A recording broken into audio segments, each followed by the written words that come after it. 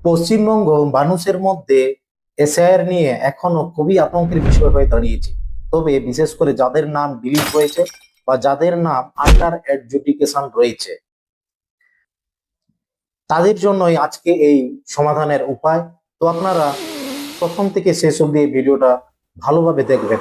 তো নমস্কার, আমি পার্থ হেমব্রম। আমার এই ভিডিওতে আপনাদের সবাইকে স্বাগতম জানাই। স্পেশাল ইন্টেনসিভ রিভিশন ভারতবর্ষের প্রতিটা রাজ্যেই হয়েছে বা আগামী দিনেও হবে। এসআইআর এর মাধ্যমে যাদের নাম ডিলিট হয়েছে বা যাদের নাম বিচারাধীন রয়েছে, তার মানে এই নয় যে আপনারা ভারতীয় নন বা আপনাদেরকে এখানকার সরকার বা বর্তমান সরকার আপনাদেরকে তাড়িয়ে দিচ্ছে। তবে আমি বলবো আপনারা একদমই চিন্তা করবেন না এই বিষয় নিয়ে।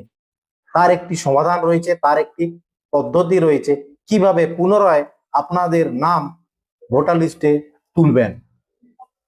তো যাদের নাম ডিলিট হয়েছে, আপনারা আমাদের ভারতবর্ষের যে ভোটার লিস্টের যে পোর্টাল রয়েছে সেখানে গিয়ে ফর্ম 7 অনলাইনের মাধ্যমে ফিল আপ করতে পারেন। যে কোনো কাছাকাছি সাইবার ক্যাফে গিয়ে আপনি অনলাইন ফর্ম ফিল আপ করতে পারেন। বা যাদের নাম বিচারাধীন রয়েছে, আপনারাও কিন্তু ভোটার লিস্টের যে পোর্টাল রয়েছে সাবমিট ফর ইন্ডিভিজুয়ালস বলে একটা অপশন রয়েছে, ওই অপশনে গিয়ে আপনার নামটাকে আপিল করতে হবে। সমস্ত ডকুমেন্ট, সমস্ত নথি নিয়ে আপনাকে আপিল করতে হবে, তাহলেই কিন্তু আপনার নাম পুনরায় ভোটার লিস্টে নাম চলে আসবে। তো নেক্সট টাইমে আমি বিস্তারিত ভিডিও নিয়ে আসব।